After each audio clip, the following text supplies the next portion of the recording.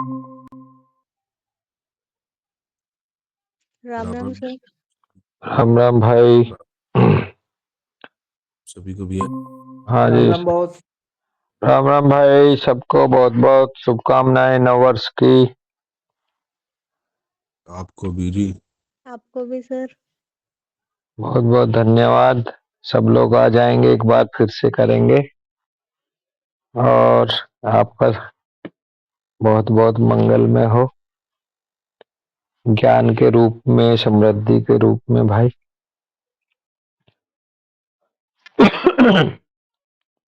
2024 भी अच्छा चला।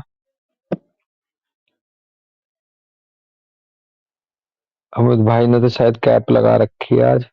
Good morning everyone. हाँ बस पूजा पाठ का टाइम है। कैसे गुड मॉर्निंग म्यूट भाई। करके बात सुनूंगा। पंडित जी ने टोपी ओपी लगा के जब चले सबको हाँ भाई 2025 की बहुत बहुत शुभकामनाएं। हाँ और जी, लोगों का आशीर्वाद बच्चों का साथ ऐसे हमेशा बना रहे सबके ऊपर, हाँ जी, हमारे आपको भी। ऊपर, है ना। Ram Ram boss. Ram Ram boss. Ram Ram. Happy new हाँ ईयर आप सब लोगों को। हाँ जी, आपको भी बहुत बहुत शुभ हो।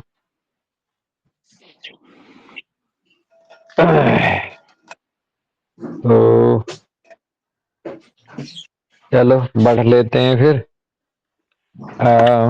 आज बुधवार है,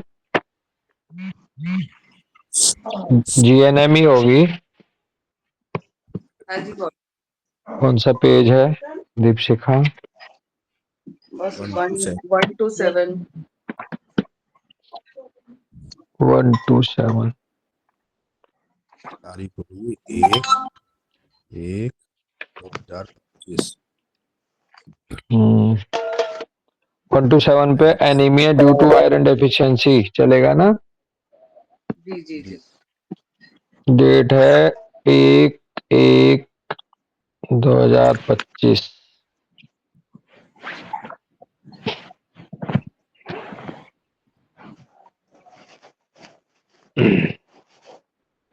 इसमें कह रहे हैं कि anaemia due to iron deficiency, यानी कि आयरन डेफिशिएंसी एनीमिया ब्रैकेट में। पॉसिबल कॉजेज है, most common cause bone SBS मिलेगा। Active self worth conflict, active self worth conflict जो कह रहे हैं सी अबव, जो ऊपर चला रहा है वो। सेकंड पॉइंट है इसका, insufficient iron intake due to inadequate diet. Iron intake insufficient हो जाए इनएडिक्वेट डाइट की वजह से। Chronic bleeding, for example heavy menstrual bleeding, bleeding from the oesophagus, stomach और कॉलन, ये एनीमिया है due to iron deficiency. Next heading है anaemia due to vitamin D12 deficiency. B12, D गलत लिखा है इसमें, शायद आपकी बुक में भी होगा। परनीशियस एनीमिया भी बोलते हैं इसको। Anaemia due to vitamin B12 deficiency को ही परनीशियस एनीमिया कहा गया। सफिशिएंट विटामिन B12, कोबालैमिन, कोबालैमिन भी बोलते हैं इसको, is essential for blood formation to function.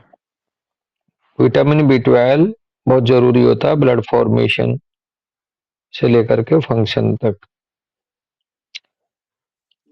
कोबालैमिन is produced by intestinal bacteria with the help of a stomach protein intrinsic factor.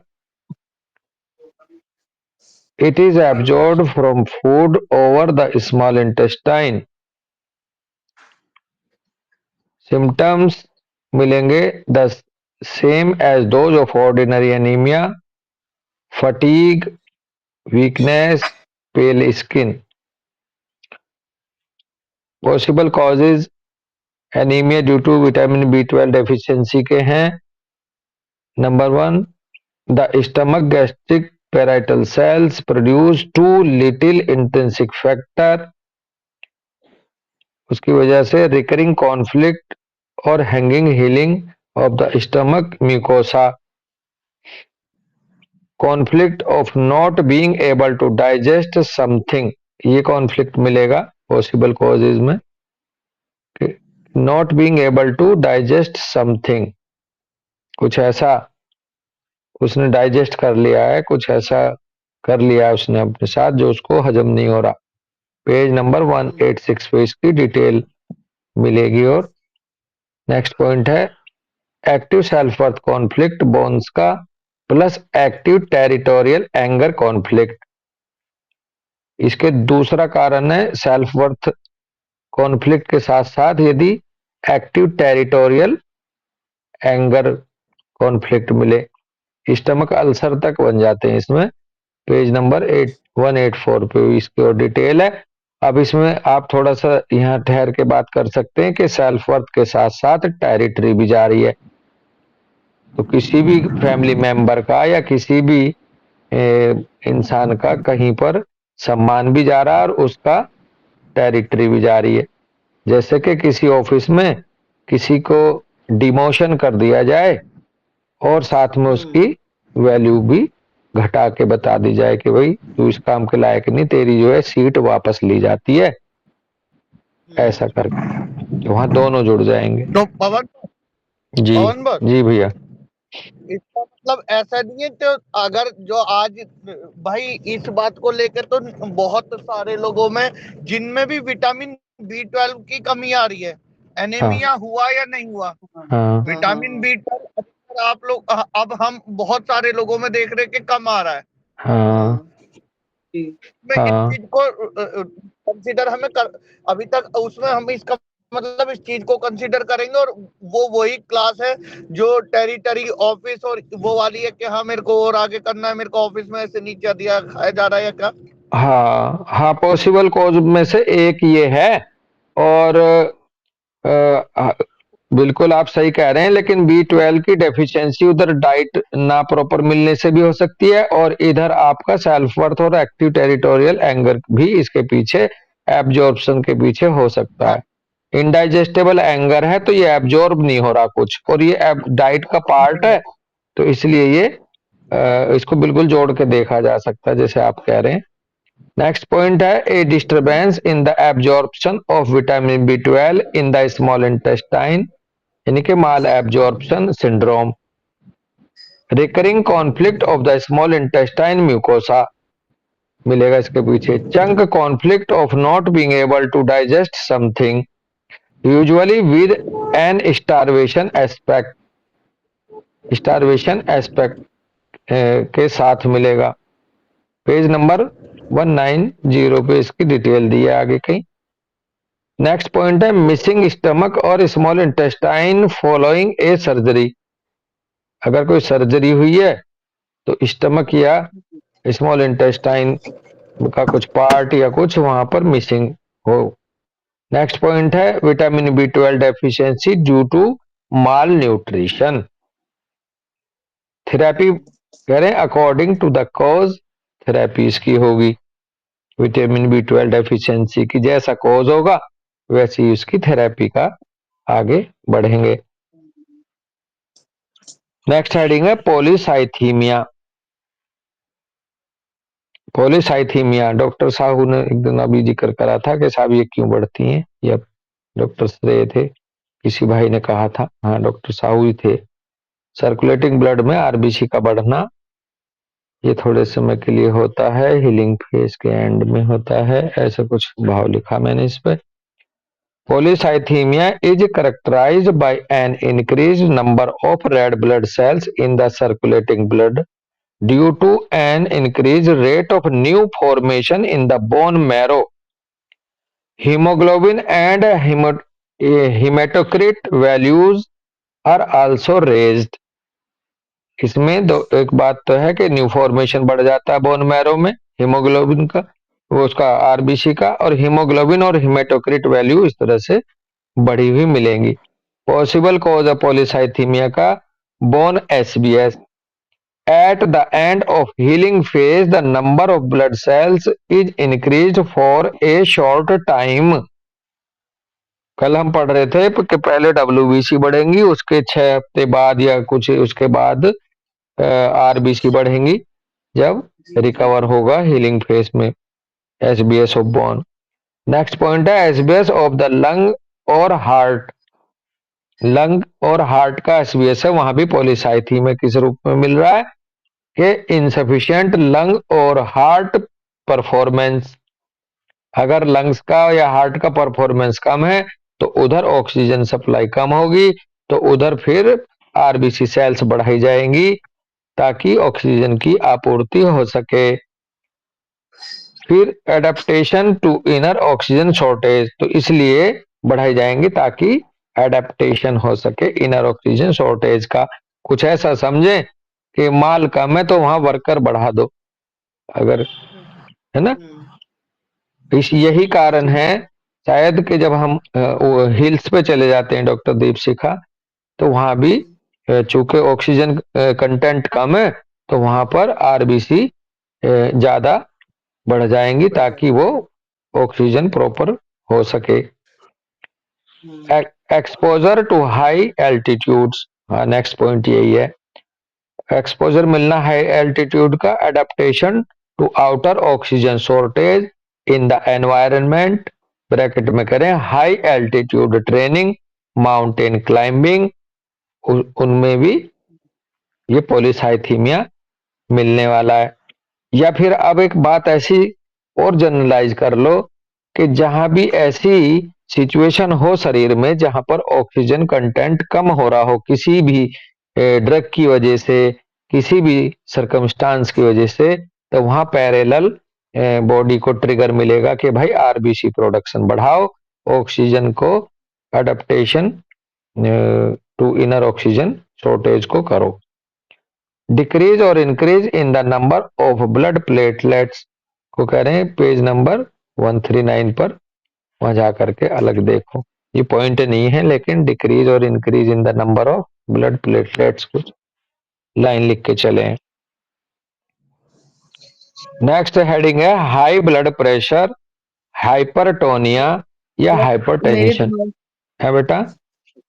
बस मेरे दिमाग में एक सवाल आ रहा था। हाँ बोल, जैसे बात करिए। पहले एनीमिया को हम लोग सेल्फ वर्थ से करते थे कि आरबीसी या हीमोग्लोबिन का नंबर कम है तो हम उसे सेल्फ वर्थ से वो कर रहे थे कि वो कम ऐसा समझता है। और मेरे दिमाग में, हम अपनी बात बताएं, कि मेरे दिमाग में था कि शायद पॉलीसाइथीमिया में होगा कि वो अपनी वर्थ को ज्यादा समझता होगा, ऐसा हाँ कुछ।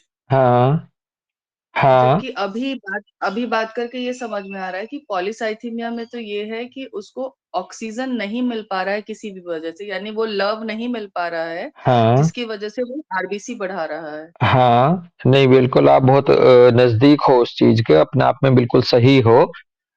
ऑक्सीजन चूंकि लाइफ से रिलेटेड है और जी लव है तो आजकल मलिक सर को भी हमने देखा कई बार कि ऑक्सीजन को बहुत ही इंटीमेट पार्ट मानते हुए लाइफ का लव की जी तरफ लेके जी जा रहे हैं। ये बात आप बिल्कुल सही है आपकी। और अदरवाइज जो ये सेल्फ वर्थ से जुड़ा हुआ इसलिए भी है क्योंकि इसमें भी दे रखा है पॉसिबल कॉज बोन एसबीएस है जी। हाँ तो जब बोन हाँ एसबीएस हील होएगा तो वो जो लाइफ में आएगा बंदा, तो वहां लाइफ में आने के लिए पैरेलल उसको ऑक्सीजन सप्लाई भी बढ़ानी होगी और उस तरफ से जाके सेल्फ वर्थ से जुड़ रहा है। अदरवाइज एग्जिस्टेंस से बहुत ज्यादा है, लव फॉर लाइफ से बहुत ज्यादा है ऑक्सीजन। और सर ने किसी केस में ऑक्सीजन को एक इक्वेशन के रूप में ले गए थे लव तक, कोई मेडिसिन निकाली थी अगर आपको पता हो फ्राइडे में। तो सर जी जी ने उसमें एक ऑक्सीजन पॉइंट भी डाला कि देखो यहाँ पर ये कमी है, इसकी वजह से ऑक्सीजन कम है, तो ऑक्सीजन कम है तो उधर लव कम है। ऐसे करके सर ने इसको कनेक्ट किया था। आप सही हैं अपनी जगह। तो ऑक्सीजन लव फॉर लाइफ भी के लिए भी है और जो अ, अगर वैसे भी देखें तो ब्लड जॉय है और ब्लड का पार्ट हीमोग्लोबिन है। हीमोग्लोबिन किस काम को करता है? ऑक्सीजन को कैरी करता है। तो ये कैरी कर जॉय लव ये उस क्षेत्र में जाके जुड़ेगा ही। ठीक है, और किसी को कुछ कहना है? वैसे भी है कि ये ना आरबीसी बढ़ाने का मतलब यही है कि बॉडी में ऑक्सीजन कम जा रही है। हाँ हाँ फाइट कर रही है अपने एग्जिस्टेंस के लिए। हाँ बिल्कुल, तो तो उसके एग्जिस्टेंस साथ की तरफ साथ ही ज्यादा। मोर एग्जिस्टेंस की तरफ ज्यादा है, क्योंकि ऑक्सीजन क्या है, हमारी बॉडी का एग्जिस्टेंस है। अगर ऑक्सीजन नहीं मिलेगा तो हम सर्वाइव भी नहीं कर पाएंगे, हाँ, है ना। अच्छा, तो सेल्फ उसकी वर्थ की वजह से बॉडी एग्जिस्टेंस तक बात पहुंच जाए तब अफेक्ट होगा, है ना बेटिए। बहुत, बिल्कुल बिल्कुल। देखो हाँ सेकंड पॉइंट भी इन्होंने भी दिया है कि हाँ एसबीएस ऑफ लंग और हाँ, हार्ट। और हार्ट। तो तो सर्वाइवल की फाइट चल रही है। बिल्कुल सर्वाइवल फॉर फाइट की तरफ ज्यादा है, जो दीपशिखा ने लव को लेकर के यहाँ जोड़ा, हाँ, और लव फॉर लाइफ समझिए आप इसको, है ना लव फॉर दीपशिखा। लाइफ। जी जी जी, बस बिल्कुल यही मेरा वो था। हाँ नहीं, बहुत किया वैसे ये ना। सब है ना, लेकिन देखिए देखिए कहीं ना कहीं इसके भी बेस में वही हो गया ना, जैसे डिल्यूजन स्मॉल या डिल्यूजन हाँ, नेग्लेक्टेड, कहीं ना बल्कि कहीं तो इसके भी बेस में बल्कि आ इसको चुका है। अगर हम ऐसे समझें कि किसी बंदे का सेल्फ वर्थ हुआ, तो सेल्फ वर्थ हाँ होते के साथ ही वो लाइफ से दूर होने लगा, जरूरी नहीं है। लेकिन अगर हम्म उसका ऑक्सीजन कंटेंट कम होने लगा, तो इसका मतलब उसके एग्जिस्टेंस में भी बात आ गई, सेल्फ वर्थ कॉन्फ्लिक्ट बढ़ते बढ़ते एग्जिस्टेंस कॉन्फ्लिक्ट हम्म तक पहुंच गया। तो जब वो वापस आएगा, तो जाहिर सी बात है कि उसमें आरबीसी भी या हम्म हीमोग्लोबिन ऑक्सीजन सप्लाई का कोई भी माध्यम वो भी रिबूट होगा। हम्म तो ये नेक्स्ट जी लेवल है, बल्कि नियर टू हम्म डेथ है, अगर ये आरबीसी फिर कम होने लगी सेल्फ वर्थ के बाद। हम्म जी हम्म, जी जी अगर जी। आरबीसी पे फर्क नहीं पड़ रहा और दूसरी ब्लड सेल्स कम हो रही हैं, घट रही हैं, बढ़ रही हैं, तो वहां पर अभी उतना डीप सेल्फ वर्थ में नहीं है, हम्म हम्म। है ना। और एक हाँ और लग रही है, एक इसमें पॉलीसाइथीमिया में पेशेंट फाइट फाइट की उसमें है, हाँ हाँ सरेंडर हाँ नहीं करा। हाँ हाँ हाँ हाँ, हाँ कोई भी चाह, सरेंडर नहीं। बिल्कुल पॉलीसाइथीमिया या जो भी मतलब सेल बढ़ाने का है, ले, है ना, हाँ पीछे जो जो डब्ल्यूबीसी का क्या टर्म था, ल्यूकीमिया। Leukaemia leukaemia. ल्यूकीमिया एक है, कीमिया। जब ल्यूकोपीनिया, पीनिया तो है कम होना। कम वाला। हाँ, हाँ और और उसमें ल्यूकीमिया या बढ़ना। पॉलीसाइथीमिया, ये बढ़ना। तो जहां भी बढ़ना है तो अमित भाई फाइट है, और जहां वो बिल्कुल घटने लगी तो यहाँ पर वो सरेंडर कर रहा है या हाई, सरेंडर है। अवे हम फ्रॉम लोग लाइफ कर रहा है। हाई हम्म, उस पे चलते हैं पहाड़ों पे ऊपर, तब तब ऑक्सीजन कम होती है। लेकिन आदमी क्या है, फिर भी चढ़ता चढ़ता चढ़ता चढ़ता चढ़ता चढ़ता रहता है। हाँ हम्म बिल्कुल तो फिर बिल्कुल, इसी तो फाइट फाइटर है फॉर वो। सर्वाइवल जहां है वहां पर। और फिर इसको हम्म अब आप वहां ले आओ, अगर हम, आपको याद आ जाएगा अब, दो तीन केस में हमने आपस में चर्चा किया था, दीपशिखा भी थी, कि हम्म लास्ट स्टेज में आकर के ये जो ब्लड सेल्स के पैरामीटर्स हैं मरीज के, वो नॉर्मल से हो जाते हैं। जब वो जी हाँ आईसीयू जी। में होता है, नियर टू डेथ होता है, तो उसकी जो है ये डब्ल्यूबीसी और ये घटनी हाँ, बढ़नी कम हो जाती है, मतलब ये सब स्टेबल हो जाती नॉर्मल। हैं। तो इसका मतलब बंदे ने फाइट करना बंद कर दिया है। ये तो इसलिए कई बार हॉस्पिटल की रिपोर्ट्स भी बाद में अटेंडेंट्स को कंफ्यूज कर देती हैं। डॉक्टर कहता है देखो, ब्लड रिपोर्ट में सब कुछ तो नॉर्मल आ रहा, न्यूट्रोफिल भी नॉर्मल है, लिम्फोसाइट भी मतलब नहीं अब बढ़ रही है, हो रही। तो बेसिकली फाइट बंद कर दी मरीज के शरीर ने। हाँ जी। Hmm high high blood pressure, hypertonia या हाइपरटेंशन, हेडिंग है, according to conventional medicine high blood pressure is a risk factor for disease of the heart and circulatory system। Conventional medicine के अकॉर्डिंग हाई ब्लड प्रेशर जो है वो एक risk factor के रूप में देखा गया, जो हार्ट डिजीज है या लंग सर्कुलेटरी सिस्टम के से रिलेटेड डिजीज है। दिस क्लेम इज रॉन्ग और राइट, ये क्लेम गलत है या सही। It is right as far as conflict active person with stress related high blood pressure suffer from heart infarction, strokes and similar illness more often. तो ये conventional medicine का ये मानना राइट हो जाएगा यदि कॉन्फ्लिक्ट जो है वो conflict active person stress related high blood pressure से सफर कर रहा हो और उससे उसका हार्ट इन्फेक्शन हो रहा हो, स्ट्रोक में जा रहा हो या सिमिलर इलनेस मोर ऑफन अक्सर हो. It is wrong because the guilt lies with the stress and not the high blood pressure.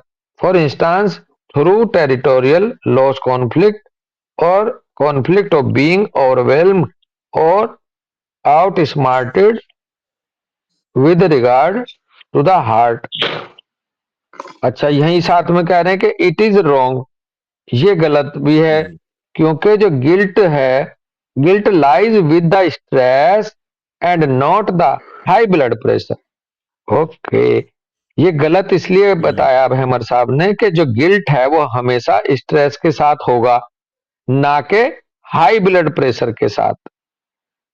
उदाहरण के तौर पर थ्रू टेरिटोरियल कॉन्फ्लिक्ट और कॉन्फ्लिक्ट्स और कॉन्फ्लिक्ट ऑफ बीइंग ओवरवेल्म्ड और outsmarted with regard to the heart. तो रॉन्ग जो कहने का तरीका है वो ये बताया कि गिल्ट जो है वो हमेशा लाई करता है स्ट्रेस के साथ. गिल्ट और स्ट्रेस दोनों साथ आएंगे और जबकि ब्लड प्रेशर हाई नहीं होगा गिल्ट के साथ. उदाहरण उन्होंने दिया टेरिटोरियल लॉस कॉन्फ्लिक्ट का, ओवरवेल्म्ड का और outsmarted with regard to the heart. तो इसमें दोनों राइट और रॉन्ग को उन्होंने जस्टिफाई नहीं करा. एक तरह से उन्होंने कहा कि यदि हार्ट इन्फेक्शन है, स्ट्रोक है या सिमिलर इलनेस है तो उनका ये मानना सही भी हो सकता है और गलत इसलिए है क्योंकि हाई ब्लड प्रेशर के साथ गिल्ट नहीं जुड़ता, गिल्ट जुड़ता है स्ट्रेस के साथ और वहां पर हाइपरटेंशन कैसे हो जाएगी.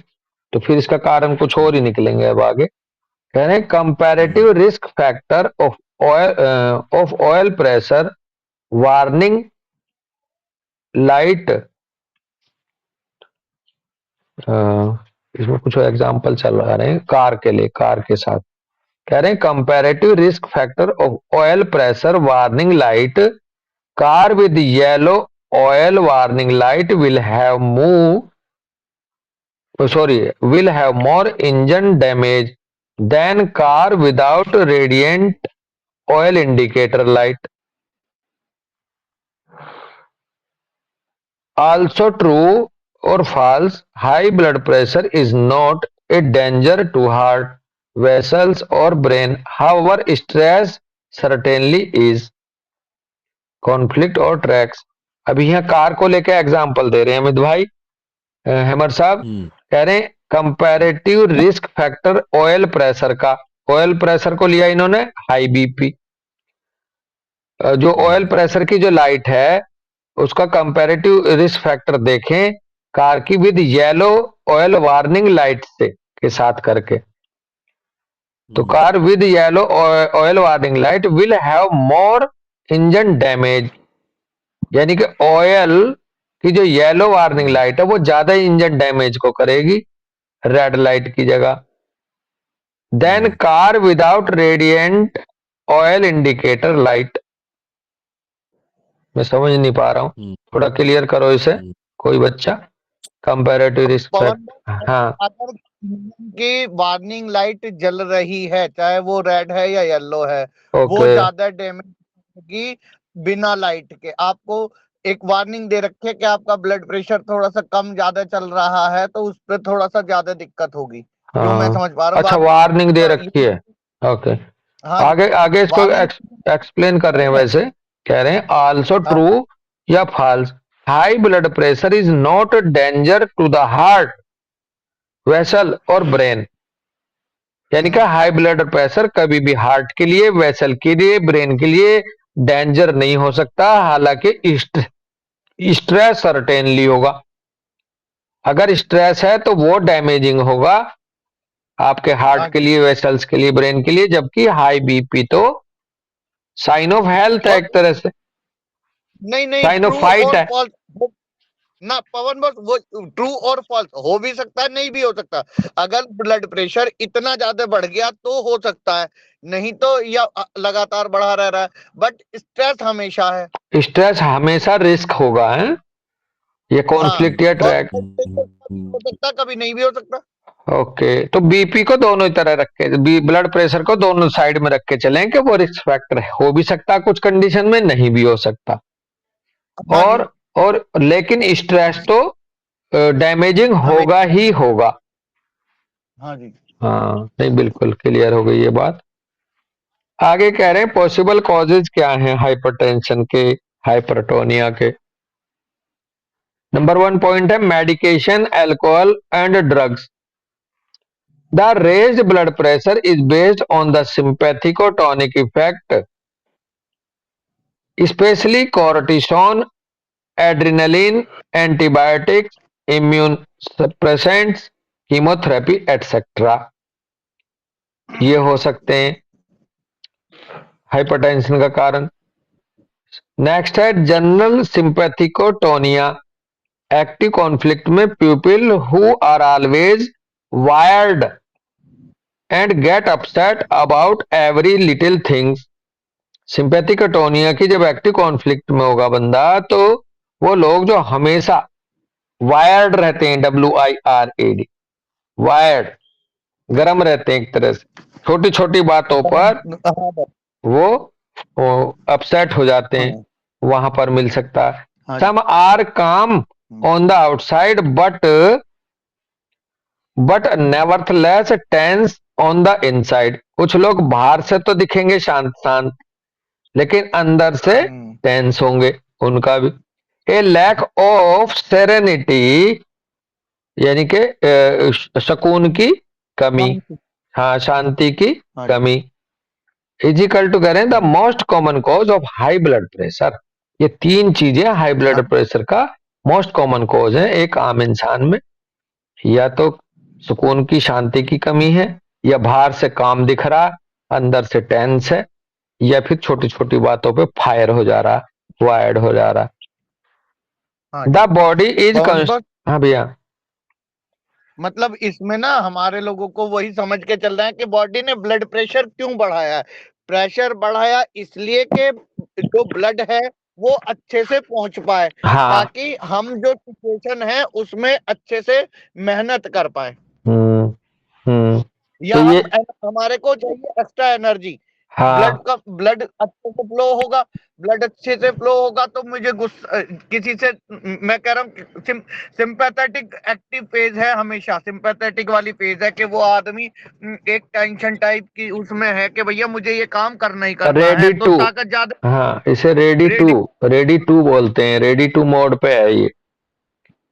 तो जब ताकत ज्यादा चाहिए, ताकत कहाँ से मिलेगी? खून से। बिल्कुल, तो रेडी टू में तो जितने भी ये बढ़ाने, स्ट्रेंथ बढ़ाने वाले फैक्टर्स हैं वो सारे हाँ के सारे उधर अपसाइड हो जाएंगे। The body is constantly in A state of alarm, is equal to narrowing of the blood vessels, tension in the skeletal muscles, high blood pressure। वही बात आ रही है अमित भाई जो आप कर रहे हो, कि यहाँ पर लगातार बॉडी स्टेट ऑफ अलार्म में होगी, जिसकी वजह से ब्लड वेसल्स की नैरोइंग हो जाएगी, ताकि खून की सप्लाई ज्यादा से ज्यादा जा सके आगे की तरफ को, टेंशन हो जाएगी स्केलेटल मसल्स में, और बीपी हो जाएगा high. This is either linked to the situation, momentarily stress, or longer lasting conflict activity due to one or more running conflict. This is either linked, ये हालांकि लिंक हो सकती है उन सिचुएशन से, मोमेंट्री स्ट्रेस से लेकर के लॉन्गर लास्टिंग कॉन्फ्लिक्ट एक्टिविटी तक, ड्यू टू वन और मोर रनिंग कॉन्फ्लिक्ट। कोई मोमेंट्री भी हो सकता है और कोई लंबे समय तक कोई रनिंग कॉन्फ्लिक्ट भी हो सकता है इसके पीछे। सिंपैथिक अटोनिया के। नेक्स्ट पॉइंट है kidney parenchyma in the active phase और hanging conflict activity, cell degradation, necrosis in the kidney parenchyma so that the filter function can remain intact. The organism raises the blood pressure. अगर kidney parenchyma में कहीं damage है और वहां पर filtration affected हो रहा है तो फिल्टर फंक्शन को बढ़ाने के लिए, बनाए रखने के लिए ऑर्गेनिज्म अपना बीपी बढ़ाएगा ताकि किडनी में वो ब्लड का सर्कुलेशन आगे को सही हो सके जो किडनी के पेरेन्काइमा के डैमेज होने की वजह से ऑब्स्ट्रक्ट हो रहा है। इसको कह रहे हैं कंपनसेटरी हाइपरटोनिया बोलते हैं इसको। ब्रैकेट में कह रहे हैं कन्वेंशनल मेडिसिन में रीनल हाइपरटोनिया भी कहते हैं। The blood pressure. हेलो, हाँ बस एक क्वेश्चन पूछना था, सॉरी डिस्टर्ब हाँ हाँ जी, हाँ जी जी। वो बॉस अभी बॉस ने हमें बॉस ने बताया था कि हम लोगों को बीपी देखना पड़ेगा कि कौन सी कंडीशन में सीरियस है, मतलब कंसिडरेबल है, कौन सी कंडीशन में वी कैन इग्नोर। तो मुझे वही जानना है बॉस कि ऐसा हम लोग कैसे, मतलब कब डिसाइड करेंगे कि बीपी अभी इस कंडीशन में हम लोग को एक्टिव मेजर्स लेने चाहिए, इस कंडीशन में नहीं लेने चाहिए। हाँ, इसमें एक पॉइंट तो ये बनता है कि अगर मोमेंट्रीली है, डायनेमिक है, स्टेबल नहीं है। एक तो इसमें थोड़ा सा आइडिया ऐसे लगता है, जो मैं आपका सवाल समझ रहा हूं, कि अगर मोमेंट्रीली बढ़ता है और वो जल्दी ही ठीक हो जाता है, कोई दूसरे इफेक्ट आ नहीं रहे हैं, है जी। जैसे डायबिटीज का पेशेंट है, लॉन्ग हिस्ट्री ऑफ डायबिटीज है, लॉन्ग हिस्ट्री ऑफ किसी हार्ट डिजीज है या स्टेंटिंग, इन दैट केस अगर जो बीपी बढ़ रहा हो तो हाँ, तो ये अगला पॉइंट है जो मैं बोलने वाला था, ये आपने बोल दिया। कहीं अगर क्रॉनिसिटी है, अगर कहीं ऑर्गेनिक चेंज जुड़ा है, चाहे हार्ट का, किडनी का, ब्लड शुगर का, तो वहां पर ये डैमेजिंग है बेटा। लेकिन अगर कहीं पवन बॉस, फिजियोलॉजी को मेंटेन करने के लिए, हाँ भैया सॉरी, ये आप पूछ रहे हैं ना प्रतीची, ये हमारे को केस टू केस, फिर वही बात है, पहली बात तो हमें समझना पड़ेगा केस टू केस। हाइपरटेंशन का मतलब एलोपैथिक मेडिसिन में हो चुका 140/90 है ना, लेकिन अब कुछ लोगों के लिए 140 नॉर्मल है, 150 नॉर्मल है। अगर हमारा ब्लड प्रेशर 180 तक जा रहा है और मेरे को किसी तरह की कोई दिक्कत नहीं हो रही है, से पवन बॉस कह रहे हैं कि क्या कहते हैं डायनामिक वाली कंडीशन है, 180 तक चला गया और मैं परेशान बहुत नहीं हूँ, तो ये इसका मतलब कोई दिक्कत नहीं है, थोड़ी देर बाद नॉर्मल हो जाएगा, पहली बात। दूसरी बात, ब्लड प्रेशर में देखना होगा कि सिस्टोलिक और डायस्टोलिक के बीच में कितना ज्यादा अंतर है। सिस्टोलिक और अगर उसके बीच में बहुत ज्यादा डिफरेंस है तो भी गलत है। हाँ। उसमें अगर हम ये देखें तो पता चला नीचे वाला ब्लड प्रेशर 110 से ऊपर पहुंच रहा है और ऊपर जो है वो 150 160 है, तो भी गलत है। हाँ, तो बिल्कुल। मतलब, और बहुत बड़ी बात जो अभी आपने छेड़ी, पवन बॉस को भी पता है और दीदार भैया इस चीज पर बहुत ज्यादा करते थे, जो क्रोनिक कंडीशंस हैं जैसे डायबिटीज है, जैसे रीनल है, ये दोनों स्पेशली, और स्पेशली किडनी, इन केसेस में अभी आता था कि वो अपना ब्लड प्रेशर थोड़ा बहुत बढ़ा के रखेगी, इसलिए उस केसेस में अगर हमने जबरदस्ती उसको 140 वो 130 120 पे करा तो आपको पता चलेगा आप ब्लड प्रेशर तो कंट्रोल करते रह गए और आपकी किडनी खराब होती चली गई। हाँ, वो ऑर्गन और तेजी से डैमेज होगा जिसकी वजह से वो उसने अपने आप को बढ़ा के रखा था। तो ये केस केस डिपेंड कर जाएगा कि कितना ब्लड प्रेशर है और किस चीज का केस है। इसमें ना दो डिमार्केशन मोटे मोटे हम यहाँ ले सकते हैं प्रीति जी। एक तो है फंक्शनल डिसऑर्डर, एक है स्ट्रक्चरल डिसऑर्डर।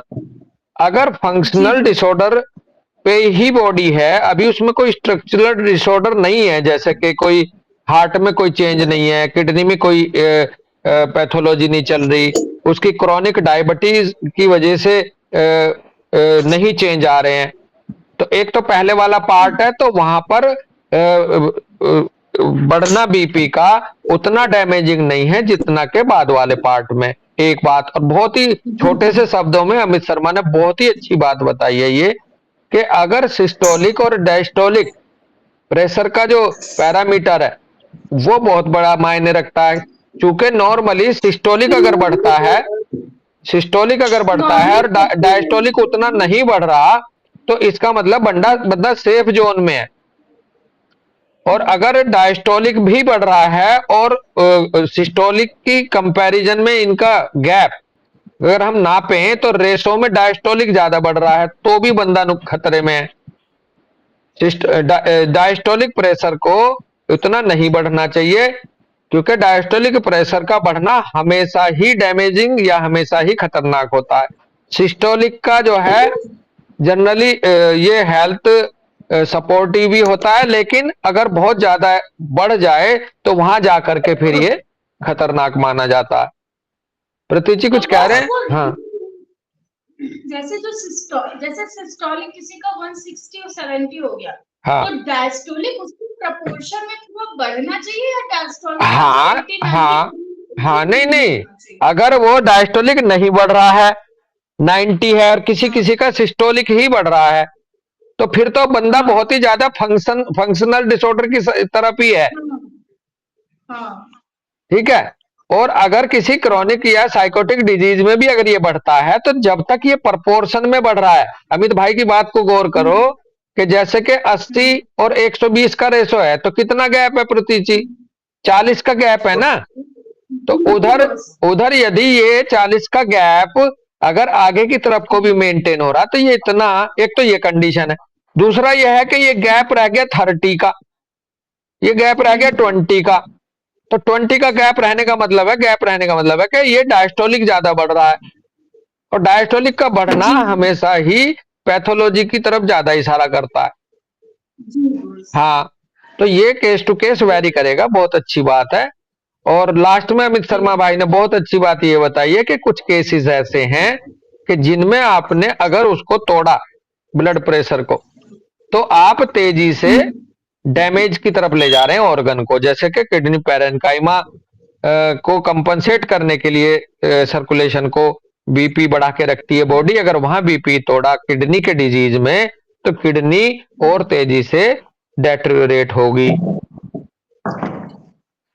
हाँ जी जी तो हाँ, यहाँ पे थे the blood pressure sinks to normal level again when, अच्छा किडनी का था ये, रीनल का पीछे से चलता हूँ, बीच में थोड़ा सा रुक गए थे हम।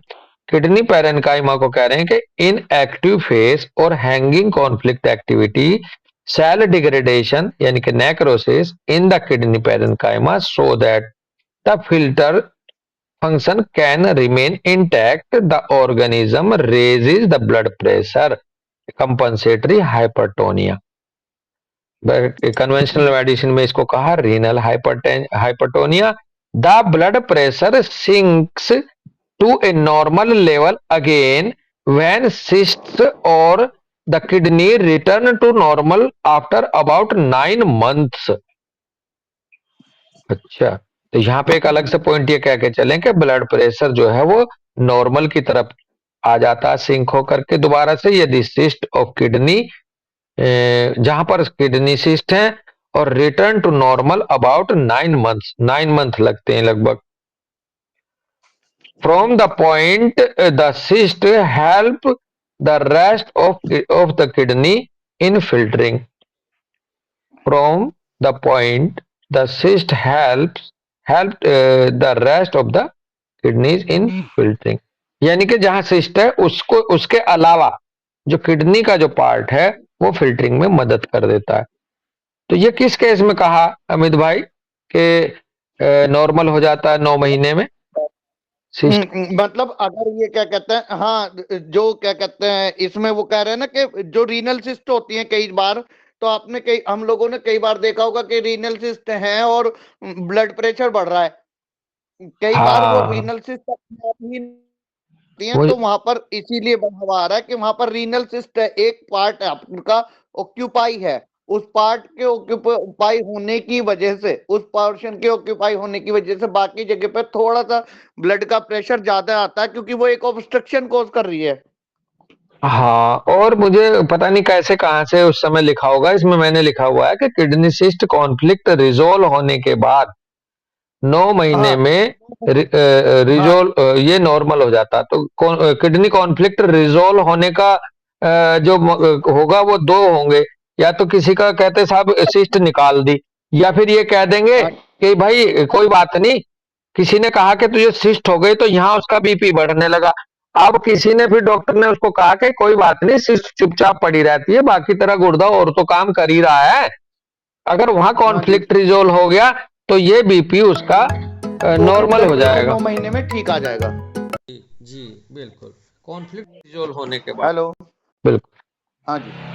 हाँ, आवाज आ रही है भाई? हेलो। हाँ जी, बस यही है रीनल सिस्ट में। इसीलिए वो लोग कहते हैं ना कि इसका कोई इलाज नहीं है, तो सबको कह देते हैं कोई बात नहीं, इससे कुछ फर्क नहीं पड़ेगा आपको, हाँ, आप इसको कान्हा, तो पेशेंट कान्हा, कोई रिजोल्यूशन में आ जाता है, तो उसका ब्लड प्रेशर फिर ठीक चलने लगता है। बिल्कुल। आगे कह रहे हैं in hanging conflict activity the blood pressure remains high because there is lack of healing phase. ना ना, हैप्पी का फोन है, हैप्पी का। Because filter tissue is removed and because there is lack of healing phase. हाँ हाँ। Hello Amit, hello. Hello. हाँ हाँ हाँ, मैं पढ़ रहा हूँ अमित फिर से। In hanging हाँ जी। conflict activity, the blood pressure remains high because filter tissue is removed and because there is lack of healing phase. Hanging conflict activity में ब्लड प्रेशर हमेशा हाई बना रहता है क्योंकि filter tissue is removed and because there is lack of healing phase. अच्छा, ये उस case में ही है क्या जहां सिस्ट को रिमूव कर दिया? नहीं, पैरेनकाइमा आपकी डैमेज हो चुकी है। उसे अब जहां रिमूव पर कर दिया। पैरेनकाइमा, मैं अच्छा। कह रहा हूँ किडनी की पैरेनकाइमा डैमेज हो चुकी है, ये बात चल रही है रीनल पैरेनकाइमा की। हाँ रीनल पैरेनकाइमा डैमेज हो चुकी और कॉन्फ्लिक्ट हैंग कर गया, तो हाँ डैमेज होने की वजह से वहां से वो तो हट गई थी तब तक जो पैरेनकाइमा थी, जो हाँ पैरेनकाइमा का ही काम फिल्टरेशन का, हाँ, हीलिंग होनी थी, तो वो हटी की हटी रह गई, इसलिए वहां पर ब्लड प्रेशर जो है वो बना बढ़ा का रह बना जाता रह जाएगा। है। It is not replaced by the knew it tissue, is not replaced by new tissue. Page number 225 क्योंकि पर इसका डिटेल है। कॉन्फ्लिक्ट एक्टिविटी रह गई वहीं के वहीं, हम्म। है ना, उसकी वो एक्टिविटी, उसकी वो हैंगिंग अच्छा, कॉन्फ्लिक्ट ये रह गया। पेरेनकाइमा जो रिमूव जैसी बात कह रहे हैं, हाँ जी। Parenchyma remove. हाँ, हाँ जी। बेसिकली ये सिस्ट को निकालना, ट्यूमर को निकालना, क्योंकि 225 पे ये किडनी ट्यूमर की बात कर रहे हैं।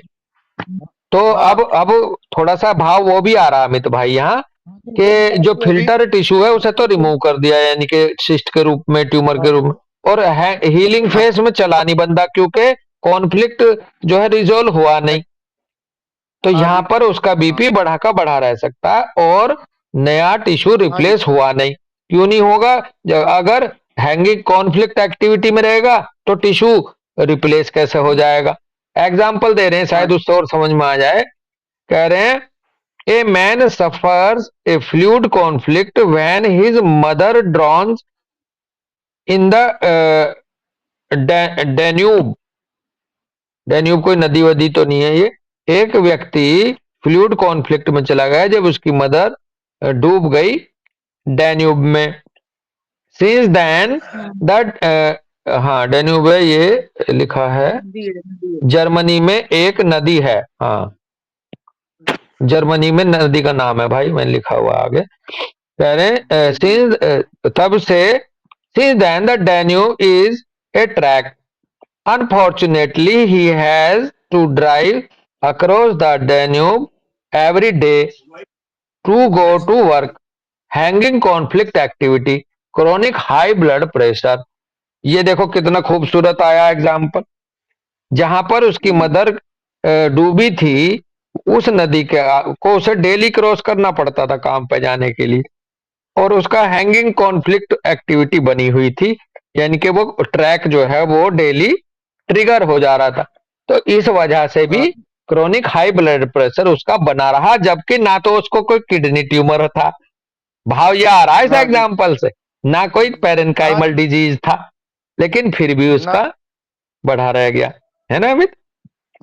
हाँ जी, तो भाई जो जहां डेली आप कहते हैं ना बकरी को शेर के सामने डेली खड़ा कर दो, है ना, तो तो भैया वो उसको वैसे बकरी वैसी को सूखती ज्यादा रहे, ताकत लगानी पड़ेगी, तो हैं? ब्लड प्रेशर तो बस बकरी शेर के सामने आ गई, तो बकरी का क्या होगा कि बेटा भाग, इस सिचुएशन से जल्दी निकल, यहाँ डूबने की सिचुएशन आई, हाँ डूबने की सिचुएशन आई तो आपको ताकत ज्यादा चाहिएगी हाथ पैर चलाने के लिए, हाँ तो ब्लड प्रेशर को बढ़ना पड़ेगा। हाँ। और इसके साथ ऐसा हो रहा है ना, जैसे इस उदाहरण को ही लें हम, बिल्कुल जो क्रूड हम ले रहे हैं बकरी शेर का, कि बकरी को डेली एक बार घुमा दें शेर के आगे को, जब थोड़ा बहुत नॉर्मल हाँ जी, होता होगा वो अगले दिन फिर हाई हो जा, फिर एक दिन ऐसा हाँ हालत आ जा, बकरी जो है ये सोचा अब शेर के सामने जा नहीं है, तो उसका बीपी तो हमेशा बढ़ा हुआ ही बढ़ा रहेगा, ही रहा। ऐसा। हाँ जी, तो ये भी यस, सिचुएशन मिली। चलो खैर, कहो तो यहीं रुक जाऊं, 3-4 पॉइंट है, 8:47 हो रहे हैं, कल कर रुक लेंगे जा रहे इसको, बस, क्योंकि हाँ? पवन बॉस बड़े सर इस चीज को, और दीदार भैया इस बात को बहुत कहा करते थे कि सबसे ज्यादा ध्यान यहाँ पर हमारे को एलोपैथी या होम्योपैथी में उस चीज में रखना है कि ब्लड प्रेशर सिस्टोलिक और डायस्टोलिक के बीच में अंतर कितना जा रहा है, हाँ और ब्लड प्रेशर को बहुत जबरदस्ती ना कम किया जाए, otherwise and organs kidney tubule भी सफर कर जाएंगी। हाँ हाँ। मतलब कुल मिला के ये दो ही बात ध्यान ये रखनी है कि एक तो ये गैप वाला, दूसरा ये कि बीपी बढ़ा क्यों रखा शरीर ने, अगर बीपी हाँ जी, किसी सपोर्ट के लिए बढ़ा रखा है तो वो सपोर्ट ना टूट जाए। हमसे तो खैर क्या टूटेगी, एलोपैथिक ड्रग से टूटती है वो तो जनरली, एंटी हाइपरटेंशन से। तो इसमें मैं पॉइंट ले बहुत, लेता हूं बस, अगले पॉइंट करें हाँ राइट हार्ट मसल। हाँ अमित, हाँ हाँ, बताइए बताइए, अगले पॉइंट पॉइंट बताइए। पॉइंट ले लेता हूं, फिर पढ़ लेंगे कल। कह रहे हैं right heart muscle myocardium involve हो सकती है, थायराइड भी इन्वॉल्व हो सकती है, एडिनल कॉर्टेक्स भी कारण हो सकता है, adrenal cortex with regard to aldosterone, और adrenal cortex with regard to cortisone, दो तरह से यहाँ शामिल हो सकता है हाइपरटेंशन के में। एडिनल मेडुला भी की वजह से भी हो सकता है, प्यूटिटरी ग्लैंड की वजह से भी हो सकता है। तो ये डिटेल में इन्हें कल ले लेंगे, बाकी ये रीजन भी हाइपरटेंशन के हो सकते हैं। ठीक है भाई, हाँ जी, यहीं रुके। ठीक है, जी बस। चलो ठीक, सबको एक बार फिर से बहुत बहुत शुभकामनाएं, जो नहीं आए थे उस समय शुरू शुरू में उन सबको, डॉक्टर सिमरन भी शायद हैं, सबको हैप्पी हाँ सबको happy happy new new year year sir, भाई, happy new year to all. Happy new year sir. बहुत सबको शुभकामनाएं भाई बहुत मेरी। बहुत बहुत बहुत। बहुत शुभकामनाएं सर, सबको शुभकामनाएं। हाँ जी धन्यवाद साहब, बहुत बहुत हैप्पी न्यू धन्यवाद। Sir. Okay, same to you doctor, same to you all. Ram Ram बहुत राम राम हैप्पी न्यू बेटा, ईयर। थैंक यू, आपको बहुत बहुत शुभकामनाएं दीपशिखा। जी बस। Happy new year sir. Okay, आपको भी बेटा।